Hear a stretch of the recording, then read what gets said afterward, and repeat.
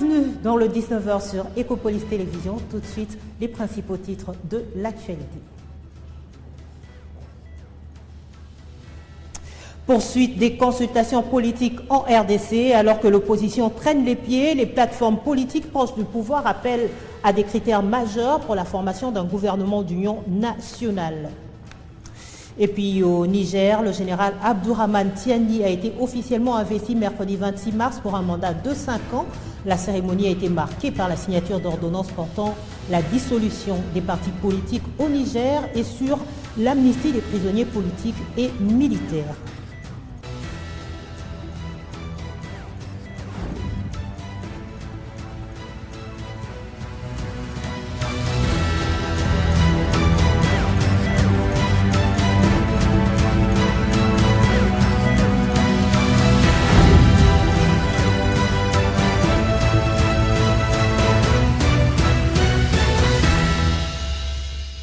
Visite du président Félix-Antoine Tshisekedi en Angola. Le chef de l'État congolais s'y est rendu mercredi 26 mars pour rencontrer son homologue angolais João Lourenço. Malgré le désengagement de Luanda dans le processus de médiation dans le conflit RDC M23, les deux chefs d'État ont réaffirmé les bonnes relations entre leurs pays et ont convenu de maintenir des consultations régulières. Suivez. La rencontre entre les deux chefs d'État s'est déroulée dans un contexte régional tendu, marqué par les défis sécuritaires persistants dans l'est de la République démocratique du Congo. Les discussions ont porté sur le renforcement de la coopération en matière de sécurité, notamment dans la lutte contre les groupes armés qui sévissent dans la région.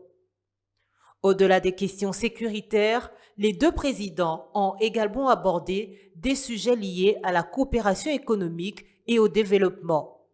Ils ont notamment discuté des opportunités d'investissement dans les secteurs des infrastructures, de l'énergie et des mines. Cette visite intervient après le retrait de l'Angola de la médiation entre la République démocratique du Congo et le M23. Malgré ce retrait, les deux chefs d'État, Félix-Antoine Tshisekedi et João Lourenço, ont réaffirmé leur volonté de maintenir une concertation et des consultations régulières pour favoriser la stabilité dans la région. Des accords de coopération ont été signés dans divers domaines, témoignant de la volonté des deux pays de renforcer leurs liens et de travailler ensemble pour le développement de la région. Et puis ce sujet qui fâche, il s'agit des déclarations récentes du congressman Ronny Jackson au Congrès américain. La RDC rassure à travers le porte-parole du gouvernement que les États-Unis n'ont jamais mis en question les limites frontalières du pays de Lumumba. D'ailleurs, l'ambassade américaine à Kinshasa a de son côté aussi dévoilé la tromperie du parlementaire américain. Je vous propose de suivre ici cet extrait du briefing tenu mercredi 26 mars par Patrick Mouyaya, porte-parole du gouvernement congolais et ministre des médias.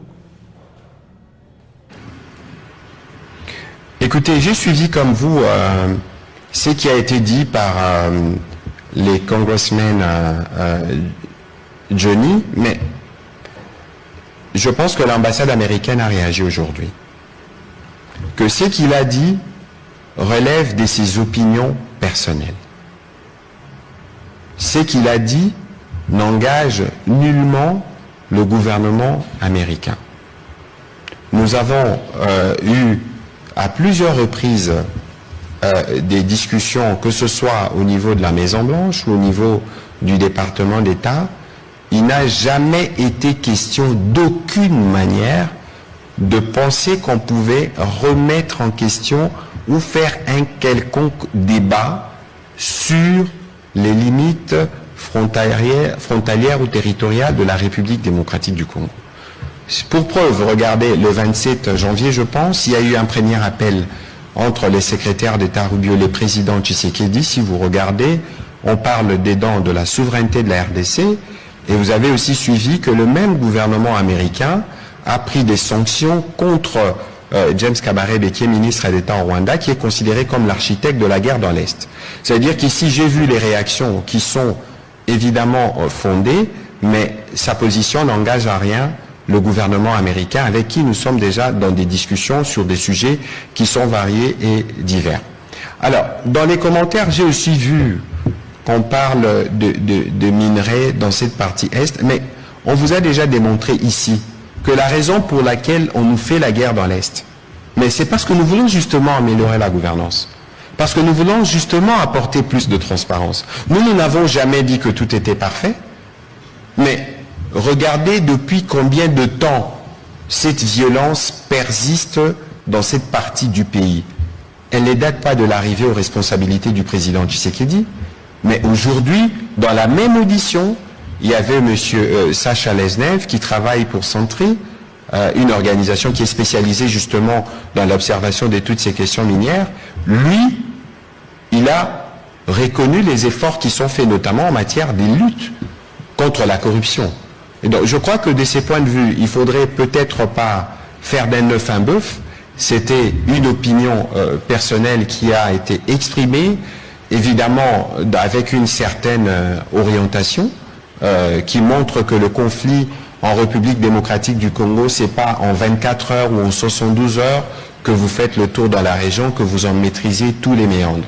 Et pour ce qui nous concerne, soyez sûrs qu'en termes de réponse, bien au-delà de la réponse américaine qui a été donnée aujourd'hui au niveau de l'ambassade, donc ces propos n'engagent pas le gouvernement américain, mais il y a, au-delà de ce que nous disons ce soir, des initiatives qui seront prises dans les sens du congressman ou du parlementaire américain pour lui apporter davantage des informations, pour l'édifier sur la véritable situation dans la République démocratique du Congo, parce que ce que nous vivons actuellement, c'est une agression qu'il faut condamner. Dans l'actualité également, les consultations politiques se poursuivent en République démocratique du Congo, lancées depuis le 24 mars dernier sur instruction du président de la République, Félix-Antoine Tshisekedi. Ces travaux qui se poursuivent encore sous la direction du conseiller spécial du chef de l'État en matière de sécurité, Cachemire Ebérand, visent à rassembler les forces vives de la nation pour tenter de trouver des solutions aux problèmes urgents de la République démocratique du Congo. Reçu le lundi en qualité de membre du Présidium de l'Union sacrée de la Nation, Augustin Kabouya a refait son apparition ce mardi 25 mars 2025 au bureau du conseiller spécial en matière de sécurité du chef de l'État pour y conduire la délégation de l'Union pour la démocratie et le progrès social dans le cadre des consultations politiques en vue de la mise en place du gouvernement dit de large union nationale. À côté du secrétaire général et président de l'UDPS, Augustin Kabouya, 4 secrétaires généraux adjoints du parti, Jean Tezo, Deobizi Boubalola, Gisèle Mboissiem et Daniel Aselo Kito Wakoy, ainsi que des secrétaires nationaux, députés nationaux et sénateurs, mandataires publics, conseillers du chef de l'État et autres militants du parti présidentiel. Nous sommes à un tournant décisif. Après le speech de Désiré Cachemire Ebérand Kolongele, conseiller spécial en matière de sécurité du chef de l'État, la parole a été accordée à Mwana Bouté en sa qualité du chef de la délégation. La parole de C.G. Kabouya qui a des préoccupations du parti dans le cadre de cette consultation. Au sortir, Augustin Kabouya dit avoir suivi avec attention les inquiétudes de ses pairs au sein du Présidium de l'Union sacrée de la Nation qui se sont plaints du comportement affiché par le secrétaire permanent, susceptible d'ouvrir la brèche au chaos.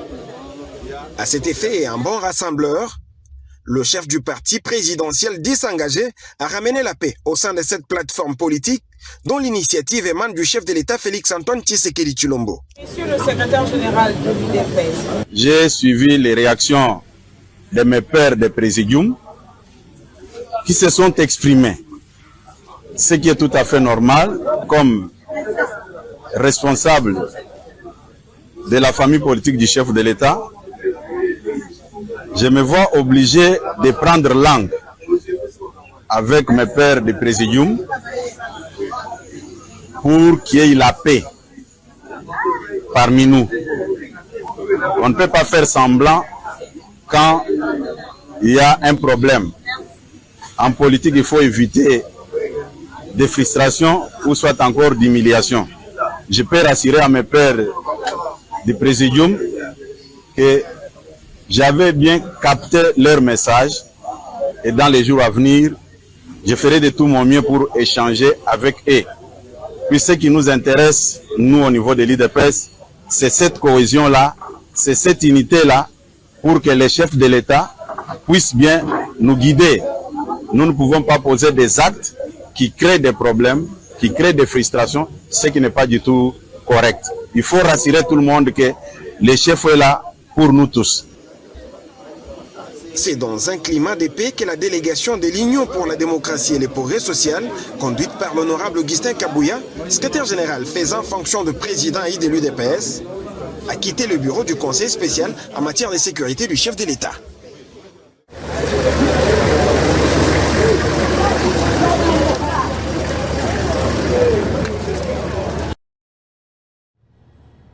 Dans l'actualité également, la patronne de la diplomatie congolaise, Thérèse Kaikwamba Wagner, a été reçue en audience par le président burundais mardi dernier à Bujumbura. Au menu des échanges, la coopération bilatérale entre les deux pays des Grands Lacs.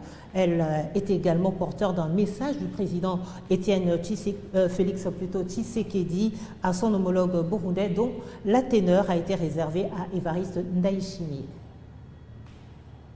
Reçu par le président burundais Évariste Ndayishimiye, la ministre congolaise des Affaires étrangères a porté le message de solidarité et de reconnaissance du président Félix Tshisekedi envers le peuple et le gouvernement burundais. La chef de la diplomatie congolaise a également insisté sur l'importance de renforcer ses relations bilatérales au-delà des crises actuelles qui affectent les deux pays. Depuis le début de l'agression rwandaise dans la partie est de la RDC, près de 70 000 Congolais ont trouvé refuge au Burundi. Le Burundi a encore une fois ouvert ses portes, ses bras aux femmes, aux enfants, aux hommes congolais. Ils ont été accueillis comme de frères, sœurs de l'air, a exprimé avec émotion Thérèse Kaikwamba. Lors de cette visite, la ministre a mis en avant la volonté de la République démocratique du Congo de renforcer ses liens avec le Burundi à travers une coopération durable. La chef de la diplomatie congolaise a saisi l'occasion pour visiter l'école consulaire congolaise de Bujumbura, où 2600 élèves sont inscrits, dont 1040 au primaire, 1560 au secondaire. Thérèse Kaikwamba en a en outre effectué une visite à l'ambassade de la République démocratique du Congo à Bujumbura, où elle a eu des échanges constructifs avec les diplomates congolais en poste au Burundi, ainsi qu'avec les Congolais travaillent au sein des organisations internationales, notamment le PNID, le HRC, ainsi que le CIRGL. Direction la province d'Oula-Chopo, où le chef d'état-major, le général des forces armées de la République démocratique du Congo, le lieutenant-général Jules Banza, a visité le centre d'instruction de Lukusa à Kisangani, question de booster le patriotisme des militaires qui font face à la rumeur de l'assaut des terroristes de M23 sur cette ville. À Kisangani, où il est en mission de commandement et de contrôle, le chef d'état-major général des forces armées de la République a consacré la journée du mardi 25 mars dernier à la visite des militaires en formation. Les centres d'instruction Lukusa est le deuxième site ciblé par cette série des visites. Après la séance de travail sur place avec le commandement du groupement centre d'instruction d'entraînement, le commandement du centre d'instruction Lukusa, celui de l'école des sous-officiers et le cadre instructeur.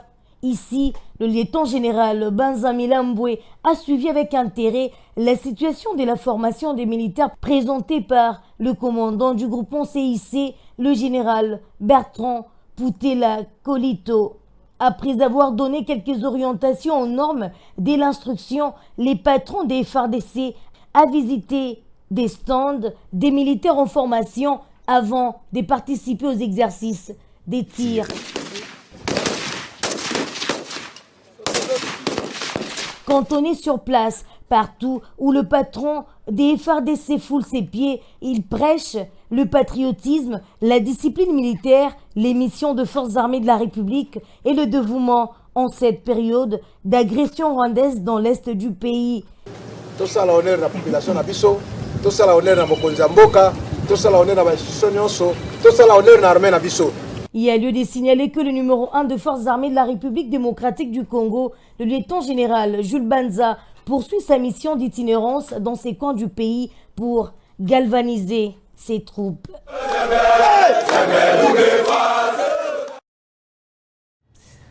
Autre chose, le commissionnaire divisionnaire principal, Patience Mouchidia, va lancer mardi dernier les travaux de l'atelier de formation des chefs d'antenne de l'inspection générale de la police nationale congolaise. Le lancement de ces travaux a été fait depuis son bureau de Kinshasa. Cette formation est assurée par ses fils en charge de la formation en présence de tous les 26 chefs d'antenne de son unité.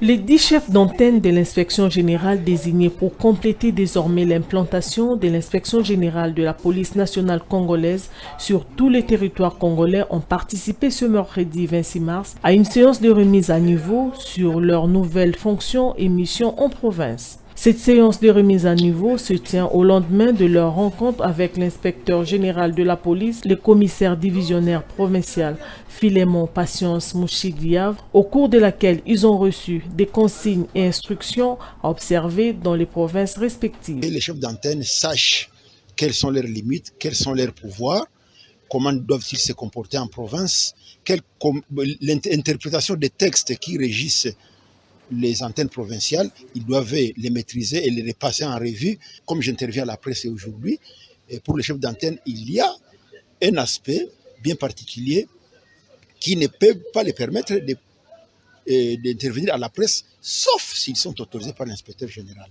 Désignée pour gérer l'antenne provinciale du Kwango, la commissaire supérieure principale Awezaye Kampepe Gertrude s'est dite prête à aller donner une marque de noblesse à l'inspection générale selon les instructions de l'inspecteur général Patience Mouchidiav qui tient à la vision du chef de l'État Félix-Antoine Tshisekedi Tshilombo, commandant suprême, de faire une police professionnelle et respectueuse des droits humains. Il faut noter que lors de cette séance qui s'est tenue dans la salle de réunion du cabinet de l'inspection générale de la police nationale congolaise, ces 10 chefs d'antenne ont reçu la visite du patron de l'inspection générale de la police nationale congolaise, le général Philémon Patience Mouchidiav, qui a tenu à se rassurer du bon déroulement de cette activité.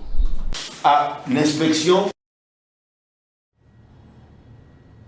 À travers les provinces toujours, cette fois direction le Haut-Katanga où l'Institut national de préparation professionnelle dans sa division provinciale a organisé tout récemment un atelier de recyclage pour ses formateurs sur l'intelligence artificielle en collaboration avec la société Securde, groupe spécialisé dans la haute technologie.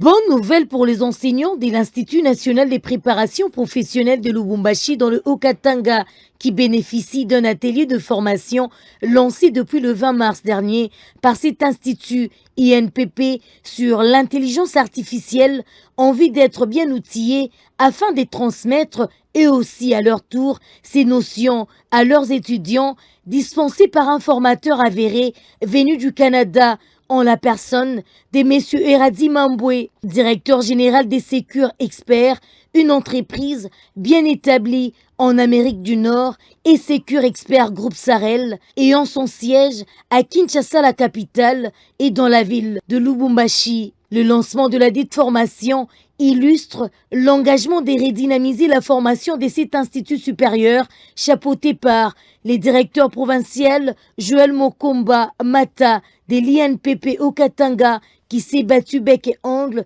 pour l'implication de la nouvelle filière quasi inexistante en République démocratique du Congo afin de permettre au pays de Lumumba d'avoir des experts en intelligence artificielle dans un laps de temps et de devenir capables de rivaliser dans la guerre numérique et résoudre l'équation de sécurité. Prenant la parole, les formateurs Eradi Mamboué, maniant de l'intelligence artificielle au Canada et ayant plusieurs projets à succès comme les systèmes de sécurité à la prison fédérale du Canada et le REM, s'est dit prêt à apporter sa petite contribution pour le développement de son pays comme il en a fait au Canada, d'où il vit. C'est excellent. Le but poursuivi pour cette formation est d'avoir une bonne masse critique de techniciens qui vont maîtriser cette technologie.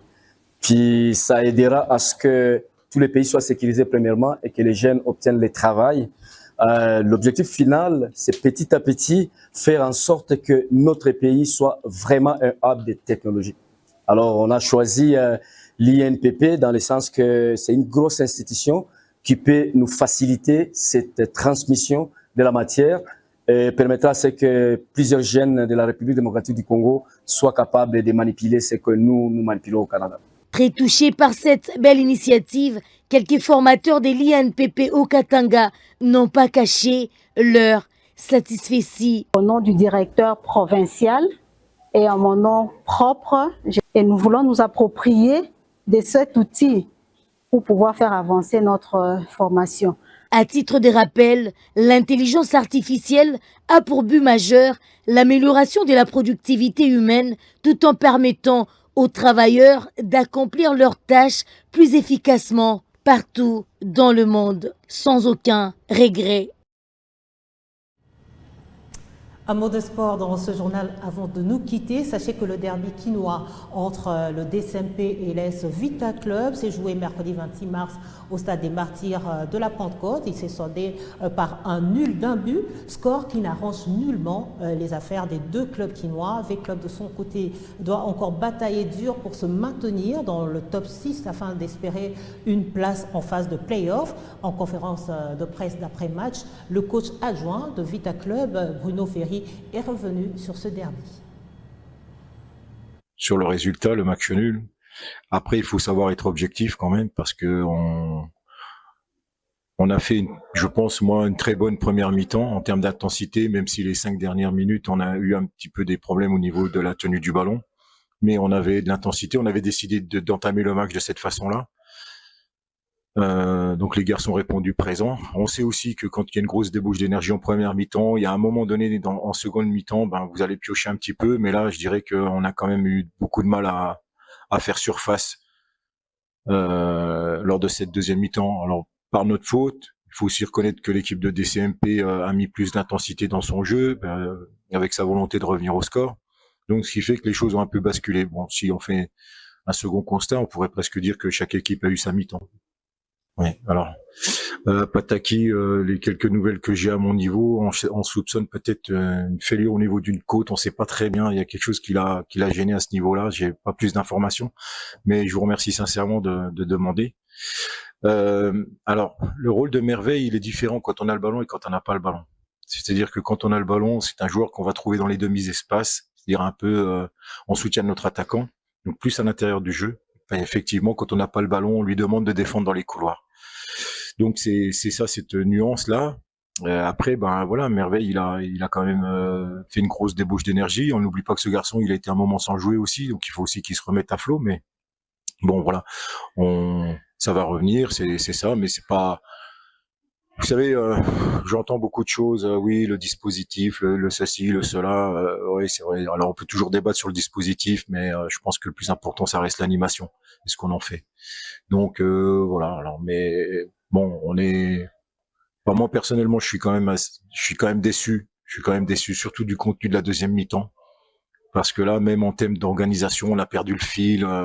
On a fait des choses qui étaient vraiment aléatoires, qui étaient des choses qui, à ce niveau-là, ne doivent pas arriver, quoi, en fait. On doit rester sous contrôle, même si l'adversaire nous bouscule, ce qui est normal. Il a sa période, mais c'est là aussi qu'on doit faire preuve d'un peu plus de maîtrise et collective et individuelle, et techniquement et tactiquement. Parce que là vraiment, on a pêché à ce niveau-là. Oui, on va y arriver. Moi, j'en suis convaincu. Je veux dire, voilà, c'est vrai que la victoire nous suit depuis quelque temps et que forcément, vous savez, il y a beaucoup de choses qui partent du cerveau. Donc, forcément, quand vous gagnez pas les matchs, ça peut, les gens se posent des questions, etc., etc. Mais bon, ça, c'est notre travail à nous. Il faut que on retrouve de la fraîcheur mentale aussi. C'est ce qui nous manque. Et puis, parce que la fraîcheur mentale vous donne de la Et juste après ce match nul, DSMP s'éloigne davantage des play-offs, mais il y a quand même du positif, du moins c'est ce qu'a rassuré l'entraîneur adjoint Malema Kanzu en conférence d'après-match. Je me dis, ce match a deux facettes. Une facette, la première, qui a été à l'avantage de DSMP, et nous sommes ressaisis à la deuxième partie pour essayer de remonter la pente. C'est une partie qui a été menée par DSMP parce que effectivement nos joueurs ont lâché. Bon, vous connaissez la situation dans laquelle nous avons trouvé l'équipe. Là, je suis satisfait par le fait que nous avons remonté l'équipe à telle enseigne que ce derby quinois s'est soldé par un score de parité. Un score de parité alors que nous avions l'avantage à la deuxième période de pouvoir alourdir le score. Mais vous avez vu ce qui s'est passé. Je ne peux pas attribuer la faute aux uns aux autres, mais moi je suis satisfait. Oui, il y a une lumière. Il y a une lumière qui se dessine par rapport à l'équipe. Donc, je ne peux vous dire qu'il y a qu'est-ce que dire, un chemin qui se dresse. C'est bon déjà. C'est difficile de vous dire que lorsqu'on donne des consignes, mais la réalité sur le terrain se présente autrement et que les joueurs semblent se perdre. Quand bien me connaissez de les replacer, ça pose un problème. Nos joueurs qui ont très mal débuté la première période ont péché par le fait qu'ils ont encaissé. Oui, je suis parfaitement d'accord avec toi parce que ils ont vu ce qu'ils ont vu. Il y a l'affluence maintenant au stade, il y a des supporters qui arrivent, même aux entraînements. Ils commencent à venir parce que il y a un brin de changement par rapport au passé. Il y a un brin d'espoir, comme aussi on peut l'accepter avec beaucoup de douleur. Parce qu'on ne sait jamais qu'est-ce qui va encore arriver contre Renaissance, qu'est-ce qui va arriver contre Nuja, qu'est-ce qui va arriver contre Lupopo. Mais nous sommes dans un chantier, nous construisons. Fin de cette édition du journal. Merci de votre fidélité à Ecopolis. On se retrouve très vite pour un nouveau journal sur votre télévision.